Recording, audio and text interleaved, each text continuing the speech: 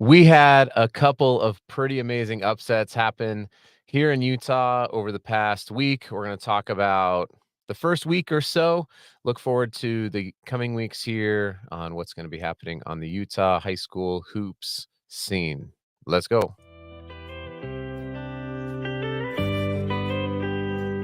This is the Utah High School Hoops Podcast, your source for sometimes informative, but always entertaining coverage of the Utah high school hoop scene with your host, Adam Peak.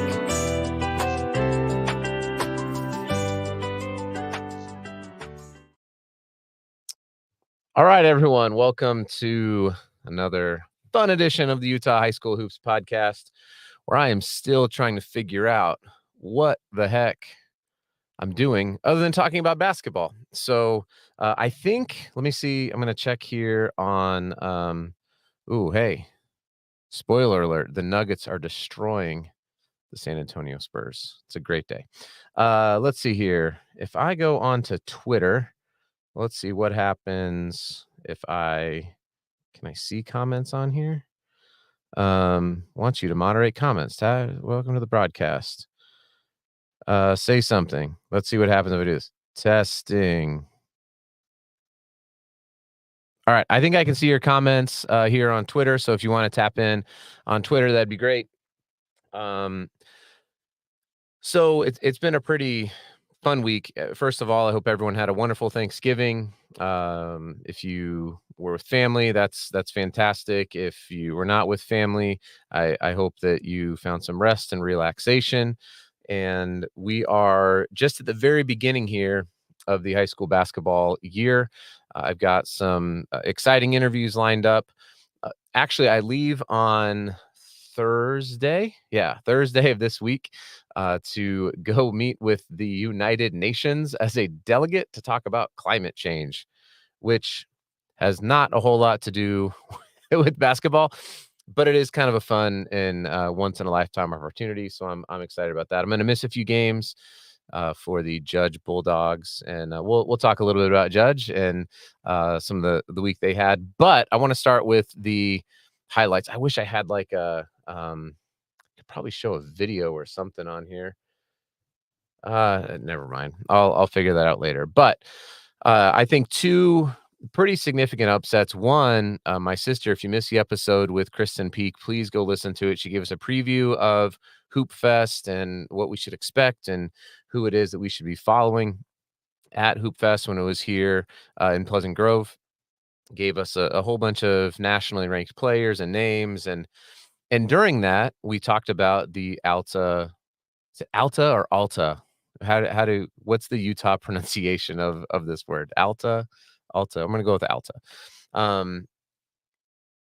Scroll for old comments. No, that's just mine. It's just me commenting on myself. It's okay. It won't be the first time. You know, what do they say? It's lonely at the top. This is not the top. This is the bottom. This is the bottom.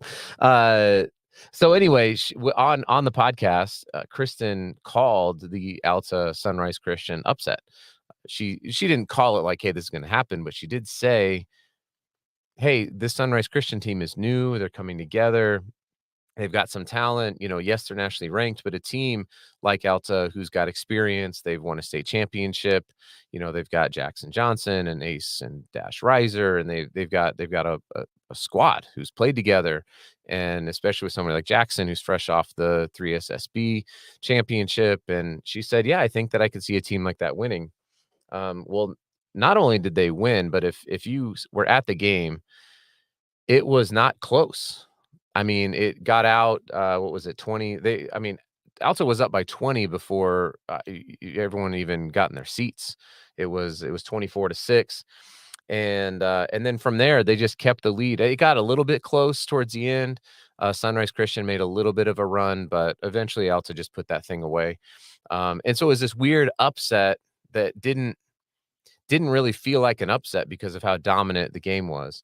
Hey, as a reminder, if you're watching this live on the YouTubes or on the Twitters, you can comment and ask a question. I don't know how to host this live on Instagram. but in approximately an hour, if this does not satisfy your need for Utah high school basketball, the much more knowledgeable Utah Ballers and AJ Jackson is going to be hosting a live on Instagram. So make sure you follow the Utah Ballers and go check that one out.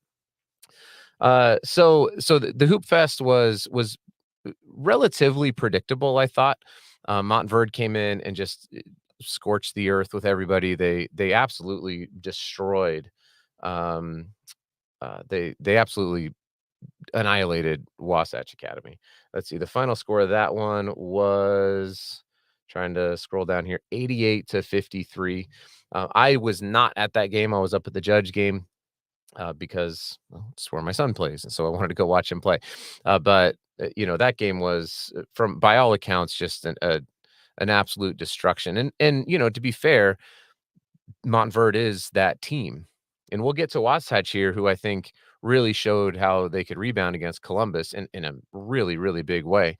Um, but Montverde came out and just did what they should do. I mean, they they are a collection. I mean, Asa Newell looked great. Obviously, Cooper Flagg was out there doing his thing, and those two, along with oh man, hang on, Liam McNeely, the kid going to Indiana. They just that's a special team. It was fun to be able to sit so close and watch a team like that play basketball. You would think it would be a little bit more, kind of like AAU, but no, I mean they recruited. I remember during the American Fork game, which is the one that I watched, which they also, they won comfortably. But I will say American Fork, I gave a little bit of a what was it? Um, hey, what's up, guys? Thanks for joining. I see a few people are jumping in here on Twitter. Um, but that American Fort game was actually a bit closer than the final score probably indicated.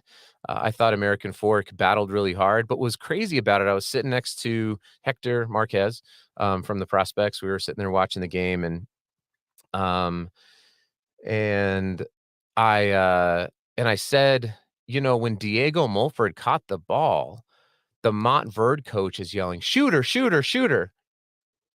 And I don't know why that should surprise me that a team would get scouted. Do you know what I'm saying? But it was just I thought, what a professional coaching staff Montverde is. I mean, they run sets, they play a really good brand of basketball. It was fun to watch them play. And shout out to Travis, who puts on Hoop Fest here in Utah. I got a chance to chat with him a little bit, not on the podcast, but just in passing. And he gave a ton of compliments to Utah. So I want for players in Utah to know that these nationally uh, these national kind of guys who are out there, who are watching and seeing what's happening, they're seeing our state. He said the thing that we like about Utah it's a bit more of a European style game than the traditional kind of 5 out one-on-one style of basketball. And, he said, "Well, we want to come out here every year, right?" Like, this is something that started during COVID, and it's really cool that it's continued to grow. So, shout out to Travis and the Hoop Fest team. They had some great sponsors there. It was fun to see Ryan. If you missed my interview with Ryan Gardner, he's the CEO of Bucked Up. I'd actually done that like a month and a half ago for my packaging podcast, but it was just cool to see kind of how those worlds converged. So that was a really fun event. And, I wanted to give some props to, at the time, it was birthday boy Coley Facita, my man, had a tremendous game. Yeah, I think that there was a lot of people who thought, well, what's going to happen with Cyprus this year, given, they lost, well, they lost Quentin Meza, right? Who's playing pretty well over at Wofford. Wofford or Wofford? I don't I should figure out how to pronounce these things. What actually, hang on real quick. Coley, I'm gonna come right back to you. But one of my favorite moments was before a draft. I was hanging out with my sister, and she has to learn how to pronounce some of these players' names. She's sitting there and she's going, Alexei Pokashevsky. She had said his name, I don't know, 20 times the night before the draft. Anyway, kind of random fun month. So, but Coley over at Cyprus had a tremendous game. I thought they played Springville. On paper, I think that everyone was kind of thinking like Springville's going to run away with this game, but that's why you gotta roll the ball out there. Coley had, according to his dad, 21, according to the stats, 19 points. But I really felt like he played a game. He really plays within himself. You rarely see him get sped up. You rarely see him get out of control. He's left-handed, which I think catches some people off guard. Even if you watch film, you think like, okay, he's left-handed. But when you are so used to guarding right-handed players for most of your life, you get a kid who's strong, who's athletic, who's developing his three-point shot. That was falling during the game. Coley played really well. Mason Hansen knocked down a couple of free throws there at the end to win it. So it's fun for me because I've just known some of these 2026 kids for a few years now. So it's cool to see them now on the bigger stage doing their thing. And so that was really neat. And that was fun. Okay. Let me go through here. What were some other scores that I wanted to get to? Let's see. We had the Hoop Fest. Um, where are we at here? Corner Canyon. It was tough news on Brody. Sounds like he's going to be out for a little bit. I didn't get all the details on there, but they had a tough loss to Wheeler. Came back and beat.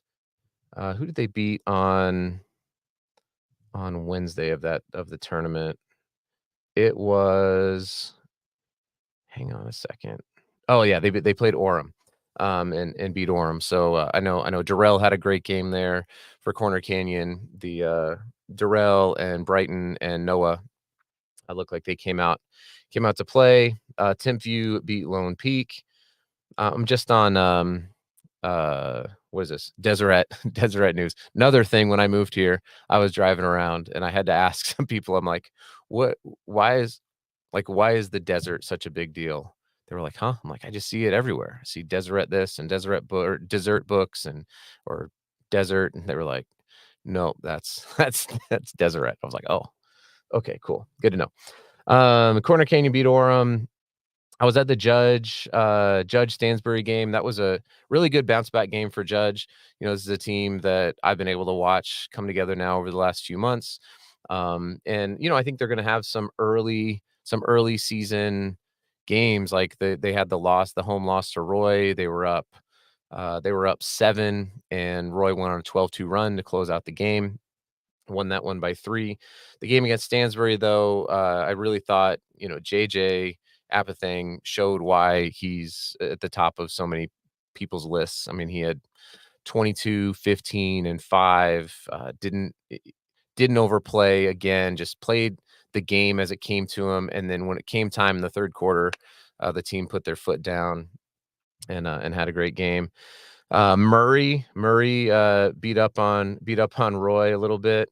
I feel like, let's see here. Yeah, Isaiah Bay had 18, 6, 3, 2 steals, 2 blocks, and Trace Wilson 16 and 5 with 2 assists. So looks like a pretty good game for the Murray Spartans there.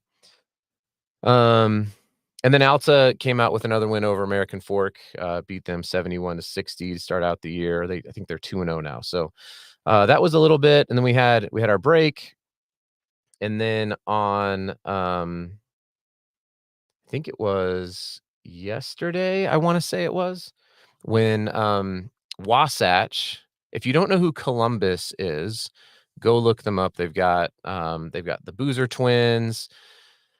They've got Jace Richardson is over there. I think both Richardson kids, maybe. No, I don't know. I don't have all this information on the top of my head like a lot of people do, nationally at least. But Wasatch came out, and Isaiah Harwell knocked down a few free throws at the end of the game to win it. And Columbus was ranked number 1 in the nation, and I think Montverde was number 2. So you look at a team like Wasatch, who is is local in the sense that the school is obviously here in Utah, but they play a national schedule, and they bring in players from all over. But you take a kid like Isaiah Harwell, who he grew up in Pocatello. Idaho. It's this is a local kid, and he could have gone to a school like Montverde or Columbus or a Sunrise Christian or Prolific Prep or one of these schools, but he decided to stay here and play at Wasatch, and I think it's pretty awesome to see a team like that get beaten in Utah by a team like Montverde and then recover and go out and play a team like Columbus and get the win. That was a pretty big upset. I think the Alta Sunrise Christian game, that was a big upset. Not the fact that Alta won necessarily, but just how they won, how dominating they were. And then also the Wasatch beating Columbus. That's a big deal. And we should celebrate that, right? Again, this is about our state and celebrating the things that we're doing well and being excited about it.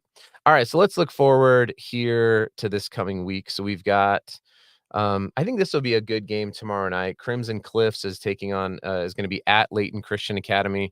We talked a little bit about Crimson Cliffs on which of the previews are they? Hang on, I think that they're 4A. So I didn't do the 4A preview. But I was looking at we had a little bit of a conversation with AJ, and they've got a good team. And obviously Leighton Christian, I had Casey Stanley on, Coach Casey Stanley, came on the team and came on the team. Oh my gosh. Came on the podcast. And so I'm pretty interested to see how Leighton Christian does this year. I think that's going to be a pretty good game up there. That's tomorrow night. Tip off is 6 o'clock. If you're up in the area, there's not a ton of games that are on the docket for tomorrow night. Looks like APA Draper is playing. So my good friend Vic, his son Carter is the big man in the middle. I apologize, you guys. They've got a very amazing Indian last name that I will completely destroy if I try to say it. But Carter's been working his butt off. I've known him for a few years, and hoping that they have a good season. So we got that going on tomorrow, and then the Tuesday. I think the game that I would if I could get out to go see some games, and I won't be able to. I have 6 kids who live here, 5 of my own, and then Solomon King lives with us, goes to Judge. But I think this Orem Olympus game is going to be really great. That's going to be at 7 o'clock at Olympus. So go check that one out. I think I saw on here Davis at Pleasant Grove. That should be a good game. Where was still scrolling down here. I thought I saw there it is. Uh, Weber is playing at Spanish Fork. So if you're down there on the south side of Utah County, or if you want to travel down there, 7 o'clock, that should be a pretty good game as well. I'm sure the kid on Instagram, Trey Talks Sports. I think he might be there. He's a great kid. It's awesome to see this high school kid who's like, I just want to talk about football and basketball and any of the other sports, and he's doing a really great job. So go follow him on Instagram. That could be a good game. Murray is playing at Highland. That'll be a good early season test for both teams. Highland is 2-0. I think they beat Park City and Jordan by quite a bit. Oh, look at that, my old school, Intermountain Christian. Shout out to the Lions playing at home against St. Joseph. I'll be pulling for you, Noah Hilliker, my man, Keaton, the whole squad. And then let's see, Wednesday, we got Hunter at Harriman. Just scrolling through here. Obviously, I was really well prepared for this. I know Judge is playing. Judge plays Jordan. Ooh, Cedar Valley at Bountiful. That could be a really good game. 7 o'clock on Wednesday. I'm not gonna go. This is gonna be really boring if I just sit here and scroll through all of the the whole calendar. Anyway, there's some good games coming up this week. I know looking forward into December, we've got some teams are going to be going out over break. So we should have some of the preseason games, be able to find some really good preseason games going on here, along with teams like Utah Prep and Wasatch are making noise on the national stage. So please, keep following those teams. They've got players. Listen, we've got players here now, and we've got really good teams, and it's fun to watch. But I know Judge is going out to the Tarkanian Classic. I'm sure there's some other teams heading out to Vegas for that as well in December. So that's kind of a quick little recap. Like I said, in roughly what time we got? 8:15, about 45 minutes. If you're on Instagram and you want a little bit more of a in-depth analysis, um, go check out the Utah Ballers with AJ. I know he's gonna have a couple guests on there. So that should be pretty fantastic. I've got let's see, who do I have coming up this week is hang on a second. I gotta look up. I want to make sure that I get his name right. I've got Connor Patton coming on. Connor is an assistant men's coach at Carroll College. He grew up here in Utah. And so I just want to talk a little bit about his journey, right? From, growing up in Utah to getting into the coaching ranks at an NAI level. So I'll be interviewing him tomorrow. So be on the lookout for this episode to repeat on podcast forums. This isn't just going to live live on Twitter, but it also repeat out there onto all the Spotify, Apple, all that. Just look up Utah High School Hoops, or if you want, you can get an email every time one comes out. You can go to utahbasketball.net. That's utahbasketball.net for recaps and interviews and other kind of fun stuff that we'll have going on. So with that, I've taken up 22 minutes of your day. The other nice thing, though, about the podcast format is you can put that puppy on 1.5 and knock this interview or knock this episode out in about 12 minutes on your drive. So thanks, everybody. Excited to see what is going to keep happening here in the great state of Utah. Till next time.